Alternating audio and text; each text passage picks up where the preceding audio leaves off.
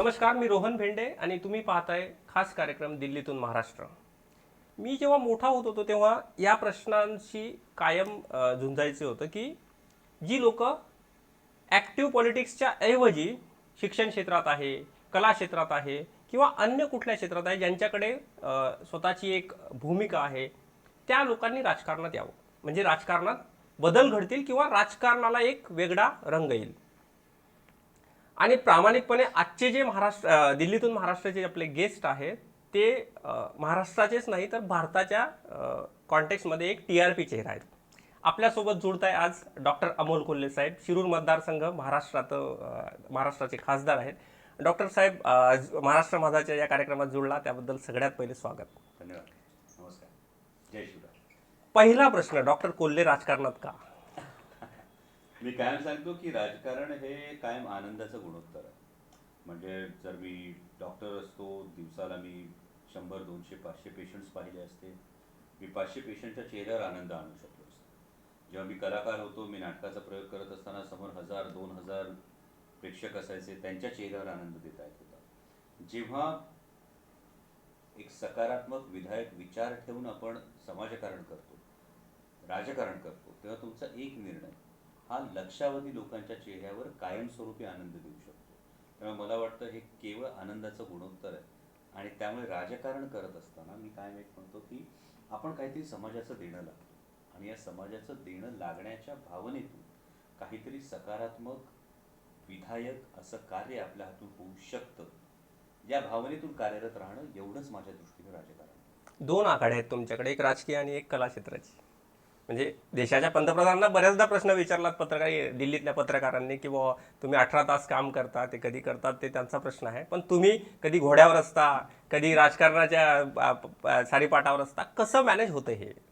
नाही, मी कायम याला म्हणतो की याला स्विच ऑन स्विच ऑफ ही एक फार महत्त्वाची गोष्ट असते. यामध्ये देशाचे नेते आमचे मार्गदर्शक आदरणीय पवार साहेबांचं मार्गदर्शन असेल किंवा आमच्या लोकसभेतल्या नेत्या खासदार सौभाग्यवती सुप्रियाताई सुळे यांचं सहकार्य असेल, ही अत्यंत महत्त्वाची गोष्ट. आज आपण शिरूर लोकसभा मतदारसंघ पाहिला तर शिरूर लोकसभा मतदारसंघामध्ये खरं तर आत्ता 5 आमदार हे राष्ट्रवादी काँग्रेस पक्षाचे आहेत. आणि जेव्हा आपण खूप बारकाईनं या गोष्टींचा उहापोह करतो तेव्हा जी एकूण आपली पंचायत राज पद्धती आहे, ज्यानुसार खरं तर पंचायत समिती सदस्यांकडे असणारी कामं, जिल्हा परिषद सदस्यांकडे असणारी कामं, सन्माननीय आमदार महोदयांकडे असणारी कामं, राज्य सरकारच्या पातळीवरची कामं आणि केंद्र सरकारच्या पातळीवरची कामं, जर याची आपण व्यवस्थित विभागणी केली तर हा वेळ मिळणं किंवा हा वेळ न मिळणं हे सर्वस्वी मला वाटतं की खालची जी एकूण उतरंड आहे ती किती सक्षम आहे याच्यावर फार महत्त्वाची ही एक गोष्ट असते. आणि त्या पद्धतीनं जेव्हा प्रत्येक घटक आपलं काम चांगलं करतो, मी कायम एक छोटंसं उदाहरण देतो की जिल्हा परिषद सदस्य, आमदार आणि खासदार या तिघांनी एकच काम केलं तर जनतेचं एक काम केलं. जिल्हा परिषद सदस्यांनी त्याचं काम केलं, आमदारांनी त्याचं काम केलं, खासदारांनी त्यांचं काम केलं, तर जनतेची 3 कामं होती. आता जनतेने ठरवायचंय की एकाच कामासाठी मला तिघे एका ठिकाणी हवे, की ज्याचं काम ज्याच्याकडून करवून घ्यायचं त्याचं काम मी त्याच्याकडून केलं तर तेवढी जास्त कामं होती. आणि कलाक्षेत्र आणि राजकारण हा थोडासा स्विच ऑन स्विच ऑफ हा विषय. कलाक्षेत्रात मी जे कार्यरत आहे ते खरं तर एक वेगळं काम मी काय म्हणतो की मी त्याला म्हणतो हे महाराजांचं काम आहे. कारण छत्रपती शिवाजी महाराजांचा इतिहास हा महाराष्ट्राच्या बाहेर तितक्या प्रभावीपणे पोहोचवण्यात आपण पूर्णपणे यशस्वी झालो आहोत असं म्हणणं धाडसाचं ठरतं. त्यामुळे जोपर्यंत हा इतिहास महाराष्ट्राच्या सीमेबाहेर, देशाच्या कानाकोपऱ्यात आणि पुढे जाऊन जगाच्या कानाकोपऱ्यात पोहोचत नाही, तोपर्यंत मला वाटतं हे पूर्णपणे वेगळं क्षेत्र, हे पूर्णपणे वेगळं काम आहे. Sorry for interrupt. याच्यावरती माझा वैयक्तिक आक्षेपच आहे मुळात. जेव्हा तुम्ही तुमच्या भूमिकेत आहात तोपर्यंत सगळं ठीक, पण ज्या वेळेस एखाद्या, म्हणजे आता मी एक घटना सांगतो ज्यावरती मी तुम्हाला स्वतःला क्रिटिक केलं होतं, तुम्ही बघितलं की नाही बघितलं हे मला माहिती नाही. जेव्हा अग्रिमा नावाची जी कॉमेडी हे आहे, स्टँडअप कॉमेडियन आहे मुंबईची, तिच्यावरती अटॅक करताना जे ट्रोल्स होते, ट्रोल्सही नाही, अगदी तिला मारण्याच्या ज्या धमक्या देणारे लोक होते, त्यांनी शिवाजी महाराजांचं नाव घेऊन हे केलं, तिला धमक्या दिल्या. त्यावेळेस मी माझ्या कार्यक्रमात म्हटलं होतं की डॉक्टर कोल्हेंची शिवाजी महाराजांबद्दलची भूमिका आणि महाराष्ट्रात त्यांचं वजन खूप मोठं आहे. तर अशा वेळी डॉक्टर कोल्हेंनी यावरती भूमिका घेणं गरजेचं आहे की हे शिवाजी महाराजांची शिकवण नाही. कदाचित ते तुमच्यापर्यंत पोहोचलं की नाही पोहोचलं हे मला माहित नाही, किंवा ते जे सुरू तो वाद, कारण वाद खूप मोठा होता. नॉर्मल वाद असता तर मी तुम्हाला त्याबद्दल प्रश्न पण विचारला नसता. अशा वेळी तुम्ही भूमिका घेणे, राजकीय लोकांनी तर एक वेगळा अंग, तुम्ही राजकीय म्हणून नाही, पण ज्याच्या शिवाजी महाराजांवरती तुमचा गाढा अभ्यास आहे, तुम्ही स्वतः त्याला जगता, त्यामुळे तुम्ही त्याच्यावरती भूमिका घेणे. जे शिवाजी महाराजांच्या नावावरती चुकीच्या गोष्टी करतात त्यांना धडा देणे गरजेचं आहे. याबद्दल तुम्हाला काय वाटतं? नाही, हा प्रश्न जेव्हा तुम्ही मला विचारता तेव्हा तुम्ही अग्रिमाला जाऊन सांगितलं का की बाई तू महाराजांचा इतिहास वाचलास का? तू स्टँडअप कॉमेडियन म्हणून तुला जर एखादा विषय जर माझ्या तुमच्या जर हा अभिव्यक्तीचा विषय असेल, मी अभिनिवेश आणि अभिमान या दोन गोष्टी गल्लत करत नाही. त्या कधीच करायला नको. मी काय म्हणतो, या गोष्टीचा अभिमान असला पाहिजे. पण त्याच वेळी होतं कसं की अशा वेळी आपण जिथे व्यक्ती स्वातंत्र्याच्या या गोष्टी आणतो, या व्यक्ती स्वातंत्र्याच्या गोष्टी आणत असताना या नाण्याला दोन्ही बाजू आहेत ना. मग त्या सदर व्यक्तीने जेव्हा ही गोष्ट केली, तिला ज्या पद्धतीनं ट्रोल करण्यात आलं, जे कोणी ट्रोल केलं गेलं, हे कितपत बरोबर कितपत चूक, यापेक्षा महत्त्वाचं मला असं वाटतं की मग या विषयाला अकारण स्टँडअप कॉमेडी म्हणून हा विषय घेण्याचा ही गरज होती का? नाही, तिची चूक आहेच. ऐका, त्यामुळे हिची चूक आहे आणि आता या गोष्टीसाठी अमोल कोल्हेने स्टँड घेणं. यापेक्षा महत्त्वाची गोष्ट ही आहे की अमोल कोल्हे एक रॅशनल प्रबोधनाचा विषय करतात. मी एक साधं उदाहरण देतो. हे प्रबोधन सोपं नाही. हा प्रबोधनाचा एक प्रवास असतो. हा कायम एक फार मोठा प्रवास असतो. आणि हे जेव्हा मी उकलून सांगेन तेव्हा तुमच्या प्रेक्षकांना कळेल की हा प्रबोधन कशा पद्धतीने हा प्रवास होत असतो. 2009 मध्ये मी राजेश्वर छत्रपती मालिका जेव्हा केली, तर 2009 मध्ये राजेश्वर छत्रपती मालिका करत असताना महाराजांना भवानी मातेनं भवानी तलवार दिली का, या प्रश्नावर जेव्हा आम्ही आलो तेव्हा या आधीच्या सगळ्या चित्रपटांमध्ये भवानी माता प्रकट झाली आणि तिने महाराजांना तलवार दिली, याचे पोस्टर लागले, याची चित्र बनली, याचे फोटो बनले. 2009 मध्ये आम्ही ही अशी संकल्पना मांडण्याचं धाडस केलं की महाराजांना कदाचित ही कल्पना सुचली असेल, म्हणून महाराज देवीशी बोलताना महाराजांना एक कल्पना सुचली. 2017 मध्ये स्वराज्य रक्षक संभाजी मालिका करत असताना आम्ही हे धाडस करू शकलो की जिथे संभाजीराजे म्हणू शकले की आबासाहेबांना असा कुठला दृष्टांत झाला असेल असं वाटत नाही, केवळ सैन्याच्या मनातली जी भीती होती ती दूर करण्यासाठी ही गोष्ट केली गेली. आणि 2020 मध्ये आम्ही हे ऍक्च्युअली दाखवू शकलो की हा दृष्टांत नाही, तर हा गनिमी कावा ही कौटिल्याची नीती. माझा सांगण्याचा मुद्दा आहे की जेवढ्या तर्कशुद्ध पद्धतीनं आपण त्या व्यक्तिमत्वापर्यंत पोहोचू शकतो, हा तर्कशुद्धपणा समोर मांडणं हे माझं काम आहे, हे माझं कर्तव्य आहे. आता गल्लत काय होते की जेव्हा मी माझं कर्तव्य हे मांडण्याचं करतोय, जी तुम्ही टीका केली हे तुम्ही माझ्यावर कंपल्शन करता आहात की मी माझं मांडण्याचं कर्तव्यही करायचं आणि त्या तुमच्यावर कंपल्शन करण्याचं रिझन कारण तुमची तेवढी पॉवर आहे म्हणून. ही गल्लत होते सर. कारण ही गल्लत अशासाठी होते की मी तर्कशुद्ध मांडणी केलेली आहे.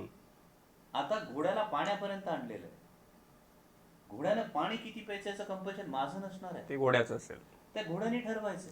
याच पद्धतीनं जेव्हा आपण तर्कशुद्ध इतिहास मांडतो तेव्हा शिवभक्त असतात, शिवप्रेमी असतात, इतिहास संशोधक असतात, महाराजांच्या व्यक्तिमत्वावर भाबडं प्रेम करणारे लोक असतात. या प्रत्येकानं महाराजांच्या विषयी काय भावना ठेवायच्या हे नियंत्रण माझंच असलं पाहिजे असं मी म्हटलं तर मग ज्या महाराजांची मी भूमिका करतोय की ज्यांनी राज्य निर्माण केल्यानंतरही सांगितलं हे रयतेचं राज्य आहे, त्या भूमिकेशी माझी प्रतारणा होणार नाही का? मग बरोबर. त्यापेक्षा मी तर्कशुद्ध मांडणी करण्याचा प्रयत्न करतो आणि महाराजांचं गाणं प्रत्येकाच्या मनात आहे. त्यामुळे हा तर म्हणजे ट्रोल करणं चुकीचा भाषेत असू शकेल, पण ही गोष्ट साफ आहे, ही गोष्ट स्पष्ट आहे की अकारण तुम्ही जर महाराजांना थट्टेचा विषय बनवाल तर महाराष्ट्र सहन करणार नाही. ही गोष्ट तितकीच स्पष्ट खरी आहे. माझं उलटं म्हणणं आहे ना तुमच्याकडे व्यासपीठ? निवड महाराष्ट्र नाही, मी तर हे म्हणतो की कुणीच सहन करणार नाही. उलटं म्हणतो आहे ना तुमच्याकडे व्यासपीठ, हे तुमचे नॅशनल हिरोज आहेत, करा ना ग्लोरीफाय. म्हणजे बाहेरच्या देशांमध्ये ज्यांचं टीजभर असतं त्यांचं विधभर सांगता आणि तुम्ही जाऊन टाळ्या वाजवता तिथे.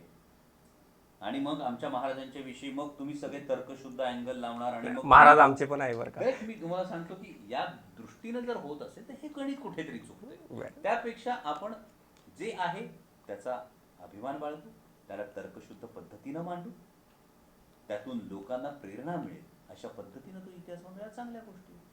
इतिहास मांडण्याची गोष्ट करतायत कारण ते त्यांच्याकडे तेवढी अभ्यासाची आणि त्यांची स्वतःची त्यावरती निष्ठा आहे. राजकीय प्रश्न तुम्ही मागे म्हटला होता की सेनेचे जे मुख्यमंत्री आहेत उद्धव ठाकरे हे पवारांमुळे आहेत.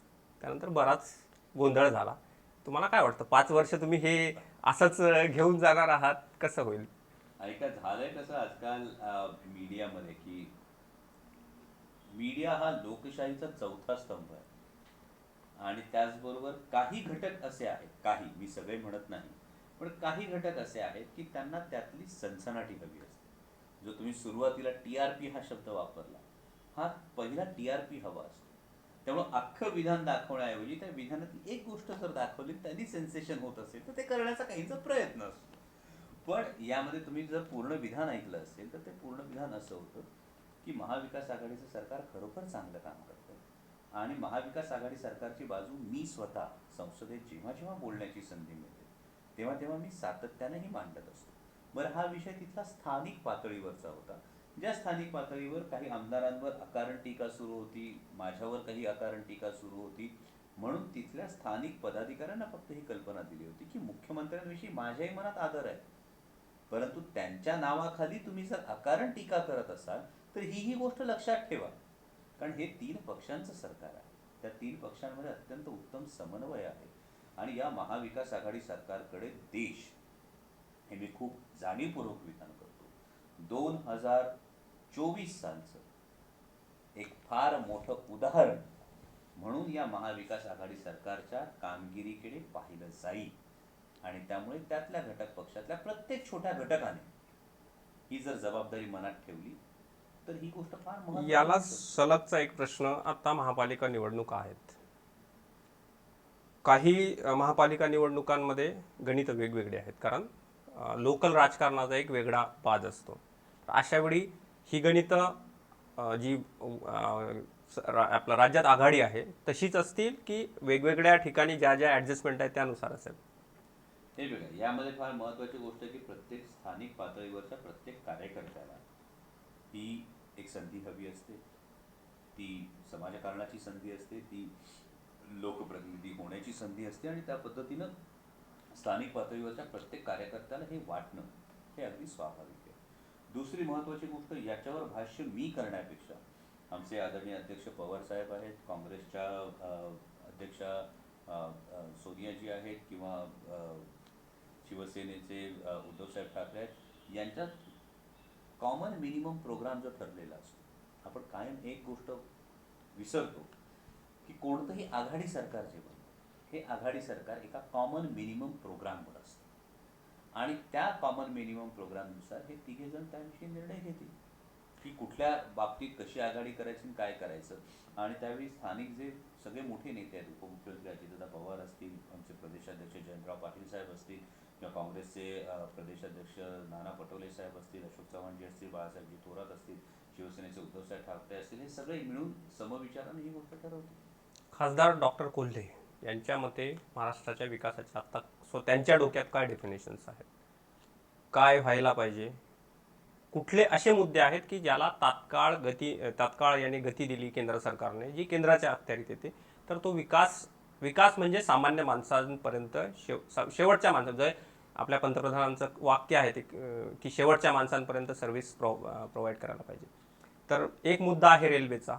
दुसरा मुद्दा आणखी आहे शेतीच्या ज्या काही प्रक्रिया आहे, शेतकरी कायद्यामध्ये ज्या अमेंडमेंट केल्यानंतर बदल काय झाला तो त्यांनाच माहिती किंवा तुम्ही राज्यकर्त्यांना माहिती, कारण ग्राउंडवर तो बदल अजूनही काही दिसत नाहीये. तर या संपूर्ण याच्यात तुम्ही जर थोडं ब्रीफ केलं प्रेक्षकांना की डॉक्टर कोल्हे खासदार म्हणून या सगळ्या प्रश्नांकडे कसे बघतात किंवा त्यांच्याकडे काय भूमिका आहे. यामध्ये 2 गोष्टीमध्ये आपण ही गोष्ट डिवाइड करू शकतो. एक म्हणजे शिरूर लोकसभा मतदारसंघासाठी एक गोष्ट आहे आणि एकूण महाराष्ट्र. अगदी बरोबर. आता शिरूर लोकसभा मतदारसंघासाठी पुणे नाशिक सेमी हायस्पीड रेल्वेचा जो अत्यंत महत्वाकांक्षी प्रकल्प आहे या प्रकल्पाला बऱ्यापैकी गती मिळाली आहे. त्याच्या आणखी पुढच्या काही स्टेजेस या केंद्र सरकारकडे या प्रलंबित आहेत आणि त्यासाठी आपण पाठपुरावा करतो आहोत, जेणेकरून संपूर्ण शिरूर लोकसभा मतदारसंघाचा चेहरामोहरा पालटू शकण्याची ताकद या प्रकल्पामध्ये. हा प्रकल्प होत असताना त्याला अनुषंगून जी पर्यटनाची गोष्ट आहे, जी टुरिझम इंडस्ट्री आहे, त्याचबरोबर जी ॲग्रिकल्चर प्रोड्यूस आहे, म्हणजे शेतमालासाठी अल्प दरात म्हणजे रोड ट्रान्सपोर्टपेक्षा 1/3 दरामध्ये रेल्वेने याचा ट्रान्सपोर्ट होऊ शकतो. त्यामुळे बाजारपेठ लवकर उपलब्ध होणं ही गोष्ट असेल. पण हे सगळे प्रकल्प राबवत असताना जो भूमिपुत्र आहे, जो शेतकरी आहे, त्याच्या भावनांचा आदर करून हे प्रकल्प जर राबवले गेले, त्याला विश्वासात घेऊन हे प्रकल्प राबवले गेले, तर ती गोष्ट आणखी सुखकर आणि सोपी होते. त्या पद्धतीने पुणे नाशिक सेमी हायस्पीड रेल्वेचा विषय असेल, मी आदरणीय गडकरी साहेबांचं वारंवार आभार मानलेला आहे की पुणे नाशिक हायवेसाठी आत्तापर्यंत गडकरी साहेबांनी जवळपास 1000 कोटींपेक्षा जास्त निधीची तरतूद केलेली आहे. पुणे नगर हायवेची वाहतूक कोंडी सोडवण्यासाठी आदरणीय गडकरी साहेबांनी जवळपास 7200 कोटींचा एक 18 लेनचा फ्लायओव्हर, जो पुढच्या 30-35 वर्षांमध्ये पुणे नगर हायवेची ट्रॅफिक सोडवू शकेल, हा एक फार महत्त्वाचा प्रकल्प त्यांनी मंजूर केलेला आहे. रेल्वेच्या बाबतीत तिसरं म्हणत असाल तर कल्याण ते अहमदनगर, कल्याण ते मुरबाड रेल्वे आलेली, हेच रेल्वे लाईन कल्याण ते नगरपर्यंत नेण्यासाठी आम्ही पाठपुरावा सुरू करतो. यानंतरचा एक फार महत्त्वाचा प्रश्न आहे बैलगाडा शर्यतीचा. या बैलगाडा शर्यतींमध्ये म्हणजे आपला जर पेरेंट बेस जो आहे तामिळनाडूमधला, तिथला जलीकट्टू आणि बैलगाडा शर्यत, यामध्ये दोन गोष्टी अशा झाल्या की मद्रास हायकोर्टाने जलीकट्टू सुरू ठेवण्यासाठी निकाल दिला आणि मुंबई हायकोर्टानं बैलगाडा शर्यतींवर बंदी दिली. आता जलीकट्टू बंद व्हावं आणि बैलगाडा शर्यत सुरू व्हावी अशा दोन रिट पिटिशन्स या सुप्रीम कोर्टात आणि सन्माननीय सुप्रीम कोर्टाचं एक 5 सदस्यीय खंडपीठ याच्यावर सुनावणी एकत्रित देणार आहे. पण त्याच वेळी आपण सातत्यानं प्रयत्न करतो आहोत की बैलगाडा शर्यत ही 400 वर्षांची परंपरा आहे. बरोबर. एवढंच नाही तर यामध्ये प्राणीमित्र असतील, बैलगाडा मालक असतील, यांच्या समन्वयानं नियमावली तयार करून या शर्यतीला जर चालना दिली तर यातून देशी गोवंशाचं रक्षण होणार आहे. कारण खिलार हा देशी गोवंश आणि जवळपास 46% बैलांची संख्या कमी झालेली आहे. त्यामुळे देशी गोवंशाचं रक्षण, 400 वर्षांची परंपरा, याचबरोबर याने ग्रामीण अर्थकारणाला फार मोठी चालना मिळू शकते आणि आंतरराष्ट्रीय पर्यटक आकर्षित होऊ शकतो. त्यामुळे या सगळ्याचं एकत्रीकरण करून केंद्र सरकारकडून बैल या प्राण्याचा जो संरक्षित प्राण्यांच्या यादीत समावेश झालाय, हा समावेश वगळला गेला पाहिजे. कारण जलीकट्टू असेल, रेकला असेल, बैलगाडी शर्यत असेल, शंकरपाट असेल, या सगळ्या गोष्टींवर बंदी आणण्याचे फार महत्त्वाचं कारण बैल या प्राण्याचा संरक्षित प्राण्याच्या यादीतला समावेश.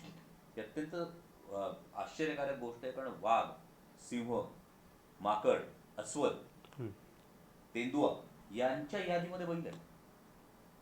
त्यामुळे हे निघणं पर्यटनाच्या दृष्टीनं, शिरूर लोकसभा मतदारसंघाच्या दृष्टीनं भक्ती शक्ती कॉरिडॉर हा एक फार ॲम्बिशियस आपण प्रोजेक्ट प्लॅन करतो आहोत, ज्यामध्ये शिवनेरीच्या इथे शिवसंस्कार सृष्टी असेल, किल्ले शिवनेरी, छत्रपती शिवाजी महाराजांचं जन्मस्थान, छत्रपती संभाजी महाराजांचं बलिदान स्थान आहे, वढू तुळापूर, तिथे शंभूसृष्टी असेल.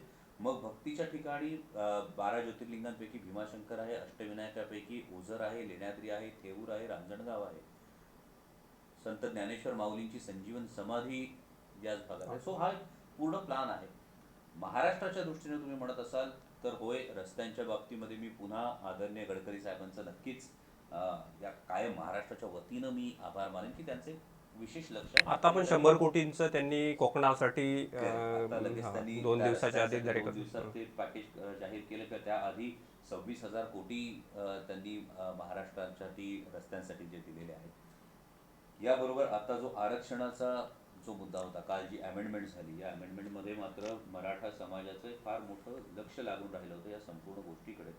तुम्ही काही बोलाल याऐवजी मला तुम्ही तुमचा विषय कंटिन्यू करा, पण मला थोडंसं एक इंटरप्शन हे आहे की मुंडेताई, प्रीतमताई ज्यावेळेस त्या पूर्ण अमेंडमेंटवरती लोकसभेत बोलत होत्या, तर त्यांच्या भाषणाचा रोख ओबीसी आणि मराठा असा वेगवेगळा दिसत होता.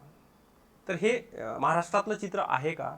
आणि तुमच्या मते ही रेषा आहे की यात ही रेषा विभागलेली आहे मधात? मी त्यांचं भाषण ऐकलं नाही, त्यामुळे त्यांच्याविषयी मी भाष्य करण्याचं काहीच कारण नाही. पण माननीय खासदार सुप्रियाताई सुळे यांनी पार्लमेंटमध्ये जी गोष्ट मांडली ती आपण विचार करण्यासारखी गोष्ट आहे की सरकारनं खरं तर केंद्र सरकारनं ताट देण्याचा प्रयत्न केला पण हात बांधलेले. म्हणजे 50% कॅप जोपर्यंत वाढवली जात नाही तोपर्यंत या गोष्टीचा फायदा होणार नाही. आणि यामध्ये ओबीसी समाजाचं किंवा एक सातत्यानं एक जी मागणी आहे, जी सर्वच पक्षाचे खासदार सातत्यानं करतात, ती म्हणजे जी जनगणना होणार आहे ही जातीनिहाय जातीनिहाय जनगणना व्हा. असावी. म्हणजे आज महाराष्ट्रामध्ये ओबीसीच्या राजकीय आरक्षणावर गदा आलेली आहे आणि जो एम्पिरिकल डाटा आदरणीय भुजबळ साहेब सातत्यानं याची जी मागणी करत आहे ती केंद्रानं हा एम्पिरिकल डाटा द्यावा, जेणेकरून ही कोर्टातली केस स्टँड होते, ओबीसीचं राजकीय आरक्षण टिकतं. त्याचबरोबर भारतरत्न डॉक्टर बाबासाहेब आंबेडकरांनी याचं जे स्टेटमेंट केलं होतं, जे स्टेटमेंट जर तुम्ही बघितलं तर एकूण असलेला ओबीसी समाज आणि त्याची झालेली गणना, म्हणजे एकूण देशात ओबीसी समाज किती ही गोष्ट सुद्धा समजायला हवी. त्यासाठी बरोबर. जातीनिहाय जनगणना जातीनिहाय व्हायला हवी. जनगणना. त्यामुळे जाती जातींमध्ये फक्त पेटवून देण्यापेक्षा प्रत्येक जाती समूहाला समजायला हवं की नेमका आपला समाज किती, त्यातून आपल्याला नेमका सत्तेचा वाटा किती मिळतोय, ही गोष्ट समजण्यासारखं काहीच गैर नाही. आणि दुसरी गोष्ट, कालच्या अमेंडमेंटमध्ये मराठा समाजाला जे न्याय आहे, कारण ही मराठा समाजाची सातत्यानं मागणी की कोणाच्या वाट्याचा आम्हाला नको, आमच्या हक्काचा हक्काचा आम्हाला द्या. मराठा समाजाची मागणी अत्यंत रास्त आहे. ज्या पद्धतीनं कोट्यावधींचे मोर्चे निघाले महाराष्ट्रामध्ये, बरोबर. हे अत्यंत शिस्तबद्ध रीतीने मोर्चे निघाले आणि त्यानंतर ही एक मागणी अत्यंत रास्त होती. त्या दृष्टीनं अर्धवट जी गोष्ट झालेली की हे 50% कॅप वाढवण्यासाठी खरं तर संसदेनं ही पुढचं पाऊल उचलायला हवं. बाकी राज्यांमध्ये जर बघितलं तर ही कॅप त्यांनी आपणच होऊन, म्हणजे आता जर तामिळनाडूचं उदाहरण बघितलं तर 59% आहे, नागालँडमध्ये तर ते 78% आहे. तर ते त्या राज्यांना कसं शक्य झालं जर महाराष्ट्राला 2018 मध्ये राज्यांचे जे अधिकार केंद्रानं काढून घेतले त्यानंतर ही गोष्ट आली. राज्य सरकारनं जो हा निर्णय घेतला की 2018 मध्ये हे जे अधिकार काढून घेतले तर ती केस कदाचित त्यावेळी स्टँड झाली असती, पण 2018 मध्ये अधिकार काढून घेतले. आता राज्यांना जे अधिकार, जी अमेंडमेंट झाली कालच्या अधिवेशनाच्या याच्यामध्ये, त्या अमेंडमेंट नंतर सुद्धा 50%ची कॅप वाढल्याशिवाय त्या अमेंडमेंटला पूर्ण त्याचा लाभ या सगळ्या घटकांना मिळणार नाही. ही त्याच्यामधली एक मेक आहे. म्हणजे दिली खरी गोष्ट पण ती मेक मारून दिली. बेरोजगारी हा एक प्रश्न आहे. तो प्रश्न फार विस्ताराने आता समोर आलाय.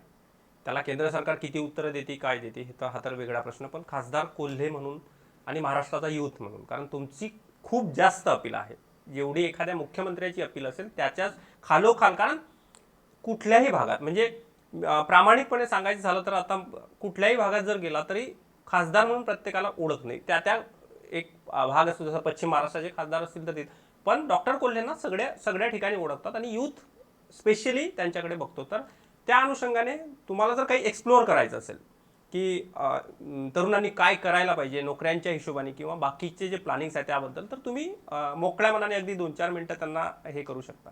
मी कायम युवा पिढीला हीच गोष्ट सांगतो की रोजगार या गोष्टीकडे बघण्याची आपली आतापर्यंत एक वेगळी मनोभूमिका होती. यामध्ये रोजगार म्हणजे शक्यतो शासकीय नोकरी, म्हणजे रोजगार किती उपलब्ध झाला याची पहिली आकडेवारी येते की सरकारी नोकऱ्या किती आहेत.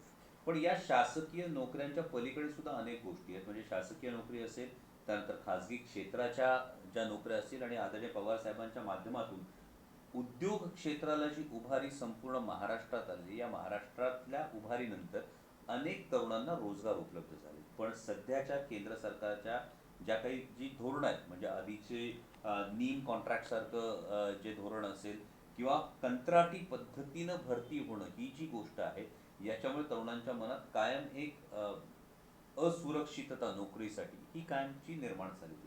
तिसरी एक महत्वाची नवीन गोष्ट येते ती म्हणजे उद्योजक व्हा, असं आपण कायम म्हणतो, पण हे उद्योजकतेसाठी भांडवलाची नितांत आवश्यकता आहे असं आपल्याला कायम वाटत होतं. परंतु आता स्टार्टअप सारख्या ज्या गोष्टी असतील किंबहुना केंद्र सरकारच्या काही योजना असतील, याचा वापर करत असताना या स्टार्टअपला मिळणारं अनुदान जेवढं जाहिरात होते तेवढं मिळतं का, तर हे नाही मिळत, ही वस्तुस्थिती आहे. पण हे होत असताना हुशारीनं काही गोष्टी, डिजिटल युग जेव्हा आलं तेव्हा या डिजिटल युगाच्या माध्यमातून या सगळ्या सर्व्हिसेस लोकांपर्यंत पोहोचवणं जास्त सोपं होत गेलं. नवीन नवीन संधी निर्माण होत गेल्या. या संधींचा जर आपण व्यवस्थित फायदा घेत गेलो तर या संधीतून नक्कीच गोष्ट पुढे येऊ शकते. चौथी, मी कायम एक गोष्ट म्हणत राहतो ती म्हणजे पर्यटन व्यवसायातून निर्माण होणाऱ्या संधी. म्हणजे मी शिरूर लोकसभा मतदारसंघासाठी बोलत असताना काय भक्ती शक्ती कॉरिडॉर मी सातत्यानं म्हणत असतो याचं कारण हे आहे की या पर्यटन व्यवसायातून एक साधं उदाहरण बघितलं तर काश्मीर सारख्या राज्याचं संपूर्ण अर्थकारण पर्यटनावर चालतं. पर्यटनावरती आहे. आणि या काश्मीरमध्ये जाणाऱ्या पर्यटकांचं मध्यंतरी एक आकडेवारी प्रसिद्ध झालेली, त्यामध्ये 60% पर्यटक हे महाराष्ट्रातले आहेत. म्हणजे महाराष्ट्रामधलं टुरिझम पोटेन्शियल हे एवढं आहे, तर ते ॲब्झॉर्ब करण्यासाठी आपण जर या सगळ्या गोष्टी आणि या सगळ्या फॅसिलिटीज आपण जर डेव्हलप करू शकलो तर डेफिनेटली या गोष्टींनी रोजगार पुढचा वाढू शकतो.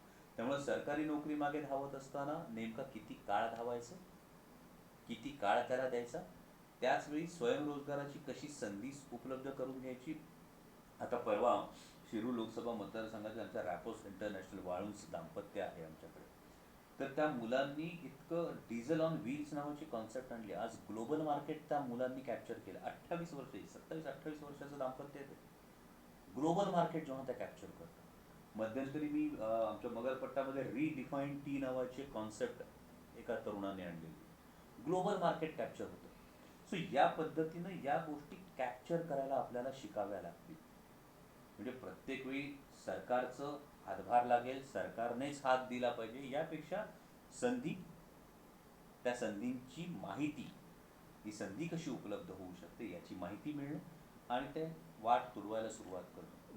माझं एक छोटंसं इंटरप्रिटेशन आहे यात, कारण मी स्वतः म्हणजे फार मोठ्या प्रमाणात नाही पण एक छोटंसं काम करतोय. रायगड जिल्हा आहे, तिथे रोहा तालुका आहे. रोहा तालुक्यात मी 16 महिलांना उभं केलं. त्या महिला ग्रामीण भागातल्या रोज काम करणाऱ्या कागदी पिशव्या बनवणाऱ्या, वैशाली पाटील म्हणून आमच्याच कलिग आहेत, त्यांच्या अंडरमध्ये त्या काम करत होत्या. मग मी ज्या कंपनीला रिप्रेझेंट करतो त्या कंपनीचा नॉन ओन बॅग्सचा एक बिझनेस आहे मोठा, तर त्यांना महाराष्ट्र एक्सप्लोअर करायचं आहे. म्हणून मी त्या 16 महिलांना गोळा केलं. त्यांना 16 महिलांना गोळा केल्यानंतर त्यांची एक प्रायव्हेट लिमिटेड कंपनी उभी केली. अगदी माझे वैयक्तिक 10-12 लाख रुपये फंड्स जे आहेत ते पण टाकले. त्यांना एक छोटीशी 3000 स्क्वेअर फीट बांधून पण दिली. पण आता समोर त्यांना मशीन घ्यायच्यासाठी बँक लोन अजिबात होत नाही आहे. त्याचं रिझन हे आहे की त्यांचं इकॉनॉमिक्स कुठंच बसत नाही. इवन त्यांच्याकडे डेफिनाईट ऑर्डर्स आहेत, ॲग्रीमेंट आहे, तरीही त्याचा काहीच व्हॅल्यू नाही. त्यामुळं काय होतं ना, हे अगदी तुमचा जो हे आहे संदेश आहे तो प्रामाणिक आहे, पण तरुण जेव्हा या कचाट्यात सापडतो तेव्हा तो स्वतःला कुठेतरी हतबल समजतो. कारण एवढं सगळं केल्यावरती त्या 16 महिला जमा झाल्यात. त्यांनी सगळं आपलं अगदी 40-30 हजारासाठी सोनं गहाण ठेवून त्यांनी ते 4 लाख रुपये जमा केले होते, जे इनिशियल इन्व्हेस्टमेंट होती. आता सध्या ते सगळं थंड बसतात. तेही मला जोपर्यंत माझा वैयक्तिक काहीतरी होत नाही तोपर्यंत ती मशीन येणार नाही. तर ह्या घटना जेव्हा होतात, ह्या घटनांचा इम्पॅक्ट पडतो. याच्यासाठी काहीतरी व्हायला पाहिजे असं मला वाटतं. यातली एक फार महत्वाची घटना आपण लक्षात घेतली पाहिजे. ही घटना का घडते, म्हणजे कदाचित 5-6 वर्षांपूर्वी जर या पद्धतीची हातात वर्क ऑर्डर असती तर बँकेने कर्ज दिलं असतं. ही 5-6 वर्षांपूर्वीची परिस्थिती असते. गेल्या 3 वर्षांमध्ये एकूण अर्थव्यवस्थेला लागलेली घट, एकूण आलेली अनिश्चितता, ही गोष्ट सुद्धा लक्षात घेतली पाहिजे. म्हणजे भरारी घेणं आणि टिकून राहणं या दोन फार महत्वाच्या गोष्टी असतात. म्हणजे मी काय म्हणतो की आदरणीय रतन टाटा साहेबांनी एक फार महत्वाचं स्टेटमेंट या कोरोना काळासाठी केलं होतं. ते म्हणजे हा काळ आता टिकून राहण्याचा आहे, आणि जर आता टिकून राहिलो तर उद्या भरारी नक्की घेता येणार. आज तुम्ही राष्ट्रीय पातळीवर जर बघत असाल तर आज तुम्ही ठामपणे सांगू शकत नाही देशावर कर्ज किती. बरोबर. आज तुम्ही ठामपणे सांगू शकत नाही आहात की देशावर नेमकी देशाची आर्थिक पत काय आहे. तुम्ही ठामपणे सांगू शकत नाही आहात की नेमकी देशाची आर्थिक स्थिती काय आहे. कारण हे कुठलेच आकडे तुमच्या माझ्या समोर आजकाल येत नाही. बरोबर. मग हे जे संपूर्ण अर्थव्यवस्थेला असलेलं एक अनिश्चिततेचं जे वातावरण आहे, या वातावरणात आजच्या तरुणासाठी माझं एवढंच सांगणं आहे की आत्ताच्या घडीला लगेच निराश होऊ नका. ही अजूनही फेज टिकण्याची आहे. कारण अजूनही तिसरी वेव दारावर टकटक करते. ती तिसरी वेव येणार आहे, तिसरी वेव येणार नाही. 2 वॅक्सिन झालेले आहेत, वॅक्सिनचा परिणाम होणार आहे, नाही आहे, हे सगळं एक अनिश्चिततेचं वातावरण आहे. आणि याचं सावट नकळत एकूण अर्थकारणावर, एकूण अर्थव्यवस्थेवर पडणं स्वाभाविक आहे. बरं, यामध्ये कुणा एकाला दोष देण्याची माझी अजिबात भूमिका नाही, कारण जवळपास 100 वर्षानंतर आपण पॅन्डेमिकचा सामना करतो. बरोबर. म्हणजे 1918 की 19 1908 ते 1918चा काळ आहे तो याचा प्लेगची प्लेग जी वगैरे. हा महामारी आली होती त्यानंतर पहिल्यांदा पॅन्डेमिकचा सामना बरोबर. होतो. त्यामुळे यातून उभं राहण्यासाठी काही काळ नक्कीच जाईल. आणि जे आपलं कायम म्हणणं असतं बचेंगे तो और भी लढेंगे. यामुळंच महाराष्ट्राचे लोक आणि महाराष्ट्राचा तरुण यांच्यावरती प्रेम करतो, कारण बोलताना अगदी मोकळ्या मनाने जे काय असेल ते मांडतात. डॉक्टर कोल्हे जोडले होते आज आपल्यासोबत आज खास कार्यक्रम दिल्लीतून महाराष्ट्रासाठी. धन्यवाद.